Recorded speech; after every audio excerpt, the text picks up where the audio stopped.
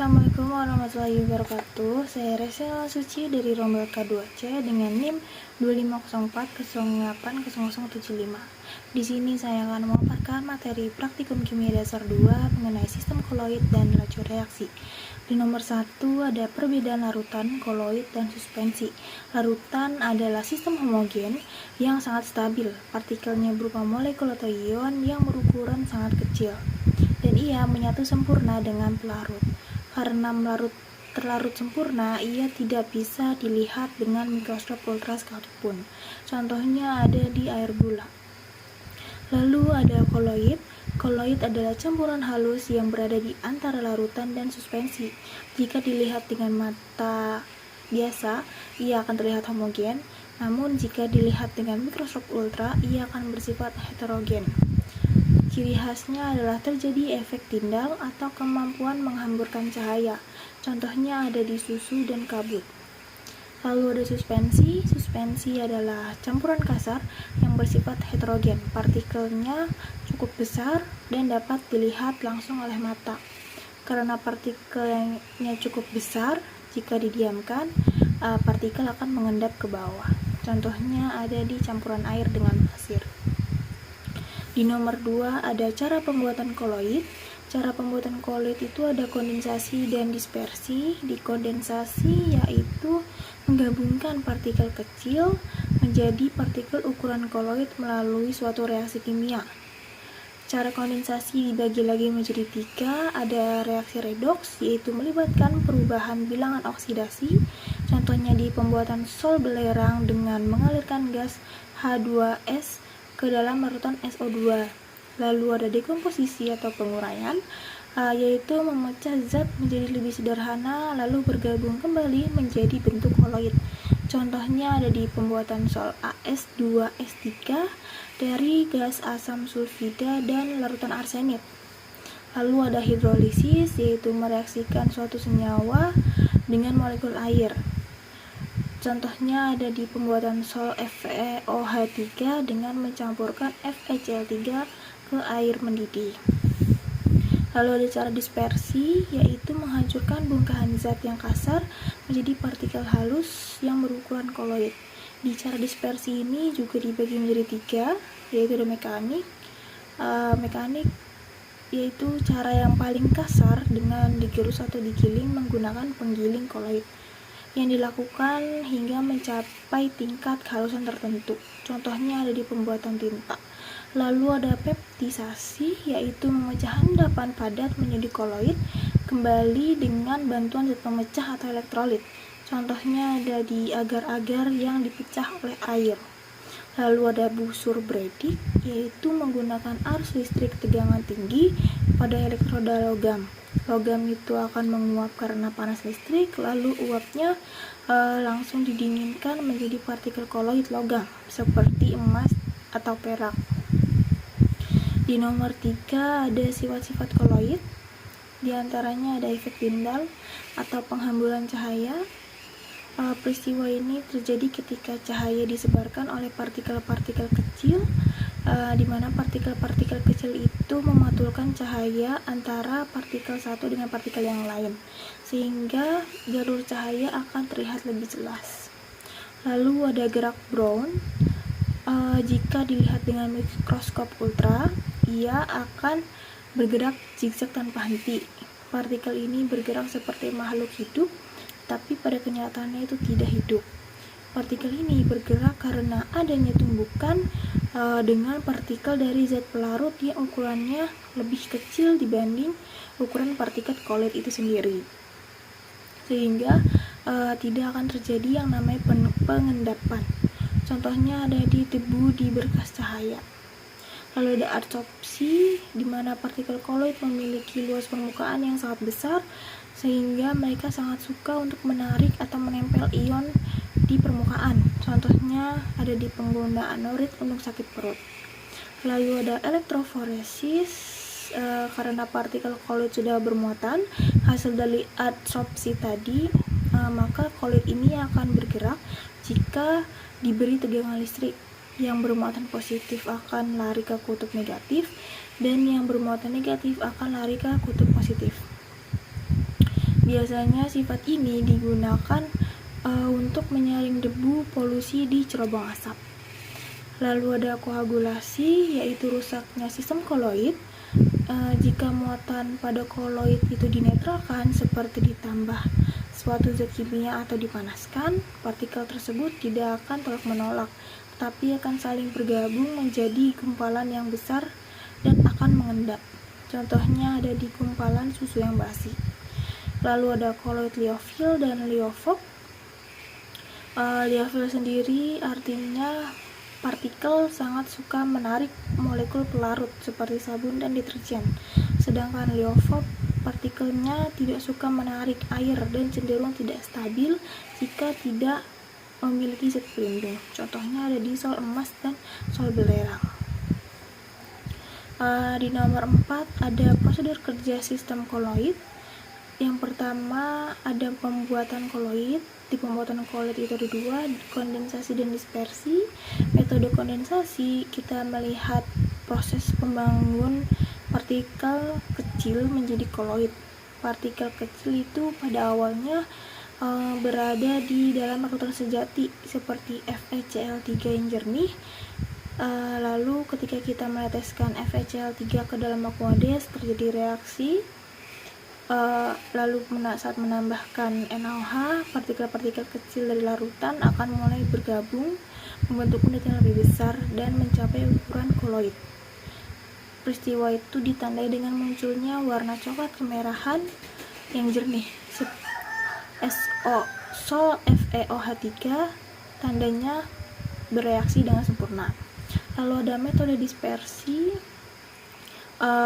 membandingkan dua filtrat amilum. Filtrat pertama yaitu menggunakan amilum yang langsung dicampur dengan air akan menghasilkan warna biru tua atau ungu pekat saat ditetesi iodin karena partikelnya itu masih kasar dan belum menjadi koloid sempurna. Sedangkan pada filtrat B kita menggunakan amilum yang digerus halus, ia akan menghasilkan warna yang lebih terang atau transparan karena partikelnya sudah terpecah menjadi ukuran koloid. Jika pengurusan gagal, filtrat B yang harusnya berwarna lebih terang dibanding filtrat A akan mengalami perubahan warna yang sama dengan filtrat A. Lalu ada pembuatan dan stabilitas emulsi. Emulsi sendiri adalah sistem koloid di mana zat cair terdispersi dalam zat cair lain yang sebenarnya ia tidak dapat bercampur. Di mana kita menggunakan campuran air dengan minyak yang kemudian dikocok lalu diamati beberapa lama, ia akan terpisah. Lalu kita menambahkan sabun untuk menurunkan tegangan permukaan sehingga minyak dan air dapat menyatu dengan stabil. Lalu ada uji efek Tyndall di mana kita menyiapkan 4 tabung desi Aquades, larutan FeCl3, sol FeOH3 dan filtrat amilum. Kita letakkan tabung-tabung itu di ruangan gelap, lalu kita beri sorotan cahaya senter. Kita mengamati tabung mana yang meneruskan cahaya dan tabung mana yang menghamburkan cahaya, dan cahayanya dapat terlihat dengan jelas. Lalu ada koagulasi, di mana kita masukkan sol FeOH3 ke 3 tabung dan menambahkan elektrolit NaCl, CaCl, dan Aquades. Dari 3 larutan tersebut, yang CaCl akan menghasilkan gumpalan yang cepat karena ia menghasilkan lebih banyak ion Cl- yang membantu menetralkan muatan positif pada sol FeOH3. Sedangkan NaCl menggumpal tetapi lebih lambat karena jumlah ion Cl- itu lebih kecil dibanding CaCl. Sedangkan Aquades ia tidak akan menggumpal karena di Aquades itu tidak ada yang namanya ion, jadi ia akan tetap stabil. Lalu ada adsorpsi, yaitu prosedur kita menggunakan gula merah yang dilarutkan dengan air dan airnya hingga berwarna coklat, lalu menambahkan karbon aktif. Warna filtrat yang dihasilkan setelah disaring adalah jauh lebih terang dibanding warna yang awal. Lalu di nomor 5 ada pengertian laju reaksi. Laju reaksi adalah ukuran seberapa cepat perubahan konsentrasi zat terjadi dalam satuan waktu. Laju reaksi sendiri terjadi ada 2 kategori, yaitu laju reaksi secara cepat dan lambat. Untuk secara cepat, contohnya seperti pembakaran kembang api, dan untuk secara lambat itu seperti pengkaratan di sebuah besi. Di nomor 6 ada faktor-faktor yang mempengaruhi laju reaksi.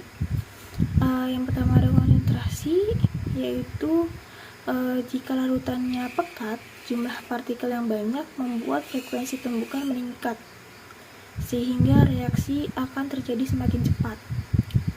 Lalu ada luas permukaan, reaksi padatan terjadi di permukaan. Ketika kita punya suatu bongkahan besar dan dalamnya itu terhalang, namun jika digerus, kita akan melihat semua bagian zat dan mampu untuk bertabrakan dengan zat yang lain.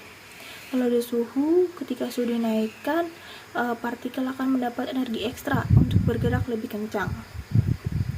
Karena partikel memiliki energi yang ekstra, maka tabrakan yang terjadi akan jauh lebih keras dan lebih bertenaga, sehingga dapat melewati energi aktivasi. Lalu ada katalis. Katalis ini adalah zat pemintas atau zat yang menyediakan jalur reaksi yang lebih mudah bereaksi dengan cara menurunkan energi aktivasi. Dengan adanya katalis, reaksi yang tadinya itu sulit bereaksi akan bisa langsung bereaksi dengan cepat tanpa katalis itu sendiri ikut habis. Lalu ada di nomor 7 prosedur kerja sistem laju reaksi. Yang pertama itu ada pengaruh luas permukaan. Kita membandingkan kepingan kapur dengan serbuk kapur dalam cuka. Kita mengamatinya dengan stopwatch hingga reaksinya itu melambat untuk membuktikan bahwa serbuk bereaksi jauh lebih cepat. Serbuk kapur bisa bereaksi lebih cepat dibandingkan kepingan kapur karena luas permukaannya itu lebih besar. Semakin kecil ukuran partikel, semakin banyak bagian yang bersentuhan langsung dengan cuka, sehingga tumbukan antara partikel terjadi lebih sering. Lalu ada pengaruh konsentrasi dan suhu. Kita mereaksikan Na2S2O3 dan HCl di atas tanda silang atau X.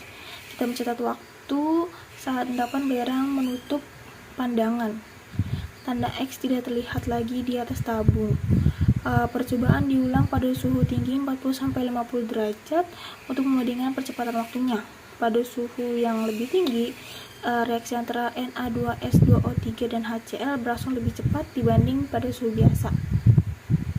Partikel-partikel akan bergerak lebih cepat sehingga tumbukan menjadi lebih sering dan lebih aktif. Akibatnya endapan belerang terbentuk lebih cepat dan tanda X akan lebih cepat tidak terlihat dibanding pada suhu rendah. Lalu ada pengaruh katalis. Kita menguji penguraian H2O 3%.